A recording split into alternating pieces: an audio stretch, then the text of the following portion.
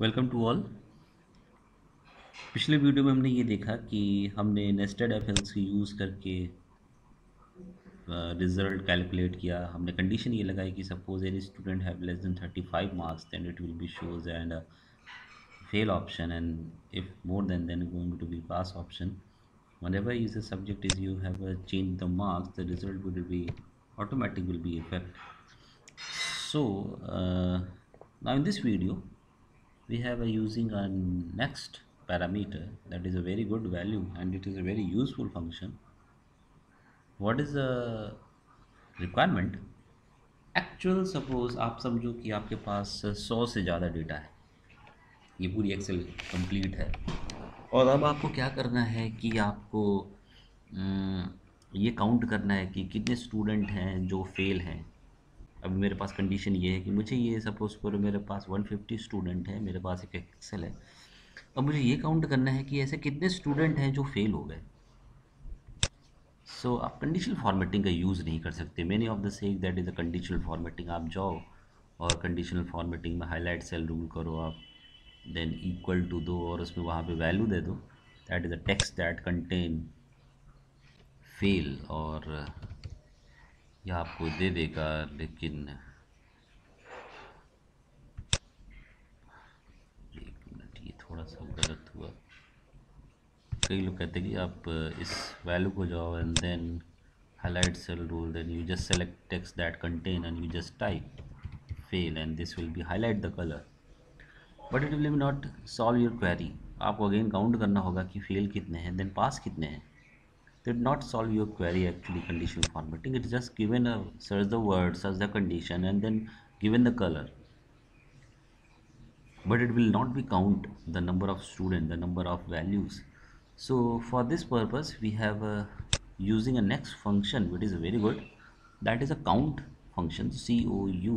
Once you have type, there is option is count, you click on this. Then what is a value? That means that we are not using the count exactly, we have using a countif. What the countif is does, ये आपसे range पूछेगा। Suppose मुझे complete range की ज़रूरत नहीं है, मुझे इस रेंज की जगह मैं A2 से लेकर के G4 तक की रेंज नहीं दूंगा। मैं क्या दूंगा, मुझे सिर्फ ये काउंट करना है, आप तो सिर्फ पास और फेल के कंडीशन को काउंट करो। मैंने ये दे दिया, उसने रेंज दी मैंने। अब मुझे नेक्स्ट क्या देना है, criteria where it is be fail और pass. So what we have to do, we have just given the condition is fail. कभी भी आप टेक्स्ट को यूज़ करोगे तो एक्सेल कहीं पे भी जब भी आप कंडीशन दोगे तो हम टेक्स्ट को डबल कोट्स में रखते हैं, ठीक है। So that is a condition, so it will be count a fail, that is a 2 student will be a fail.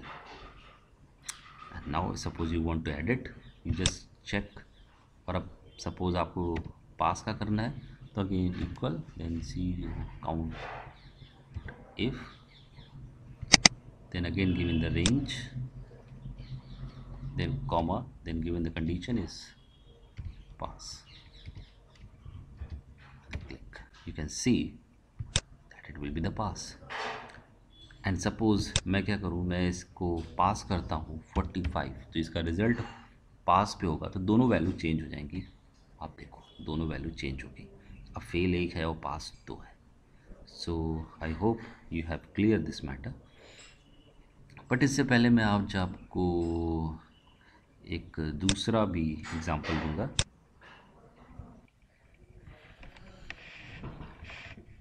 कुछ नए ऑप्शंस आए थे, जैसे लाइक कुछ स्टूडेंट ने मेरे, उन्होंने गूगल फॉर्म की हेल्प से ये एक सर्वे किया था।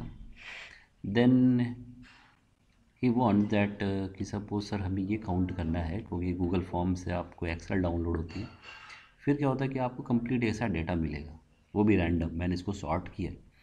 उस डेटा में क्या होगा कि आप गूगल फॉर्म के थ्रू या तो आप ग्राफ को बनाओ या फिर आप खुद एक्सेल से बनाओ। सो एक्सेल पे क्या है, अगर आपको ग्राफ बनाना है तो it will not drawn on the text option, आपको टेक्स्ट पे ही ग्राफ नहीं बनेगा। तो आपको कैसे ग्राफ बनाना होगा, आप सबसे पहले क्या करोगे, डेटा को सॉर्ट करोगे। डेटा कैसे सॉर्ट करोगे आप, बिकॉज अगर आप इस लाइन को रखोगे तो ये आपको प्रॉब्लम देगा। इसलिए क्या करना है, हमें पहले इस लाइन को हटाना है, कट करना है और उसको शीट 2 पे पेस्ट कर देना है। देन क्या करना है, हमें इस रो को डिलीट करना है। फिर क्या करना है, हमें डेटा को सॉर्ट करना है। तो ये है जस्ट कस्टम सॉर्ट, देन वो से आप एक्सपेंड द सिलेक्शन करोगे। अगर आप नहीं करोगे तो ये डेटा सॉर्ट हो जाएगा, लेकिन ये रह जाएगा। सपोज नमन चलाने का डेटा सॉर्ट हुआ और उसके कल को एज का ग्रुप चेंज हुआ, बट नमन का ग्रुप चेंज हो गया। दैट मीन्स एक्सपेंड का मीन्स है कि अगर आप यहाँ से सॉर्ट करोगे तो ये सारा डेटा सॉर्ट होगा, बट ये बेसिस पे इस पे आपका डेटा सॉर्ट होगा और वैल्यू नेक्स्ट वहीं पे फैच होगी। तो आपको एक्सपेंड द सिलेक्शन ही रखना है, देन सॉर्ट करना है।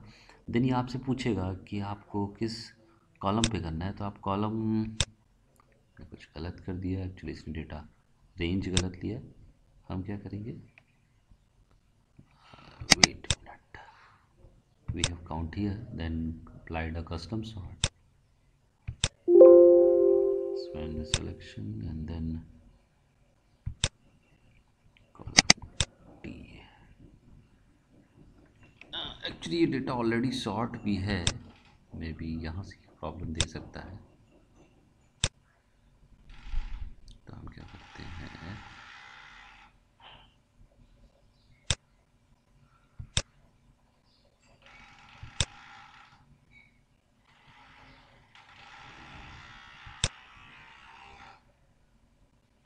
ओके, देन हमने क्या किया, कॉलम डी किया। एक्चुअली हमने वो रो डिलीट किया, उसकी वजह से ही थोड़ी।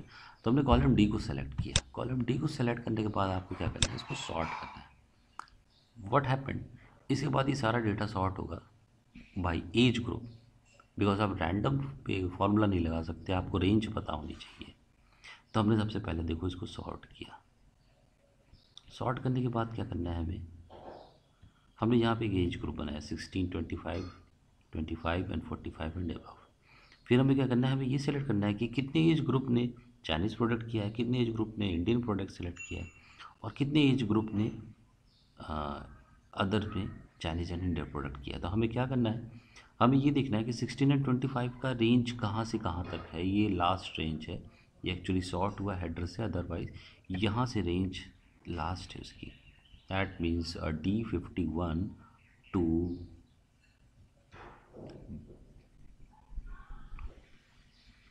D1। तो आपको क्या करना होगा, जहाँ पे भी आपने इसका रेंज दिया है तो आप वहाँ पे इसके प्रोडक्ट्स को दोगे। M1 से लेकर के हमने देखो M51 तक दिया है। और एक मेज़र की बात है, हमने सबसे पहले सम यूज़ किया है। सम क्यों यूज़ किया है,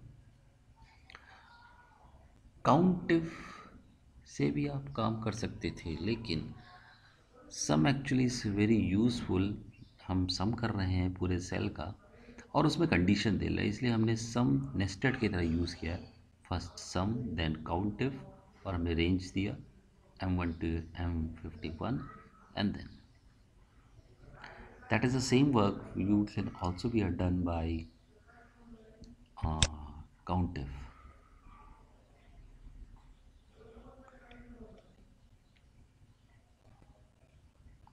अगर आप काउंट इफ भी दोगे तो भी वो आपको रिजल्ट दे देगा।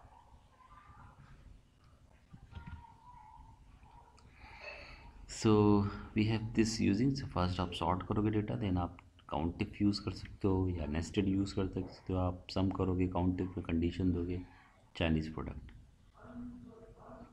So that is a main countif function. I hope the matter is clear.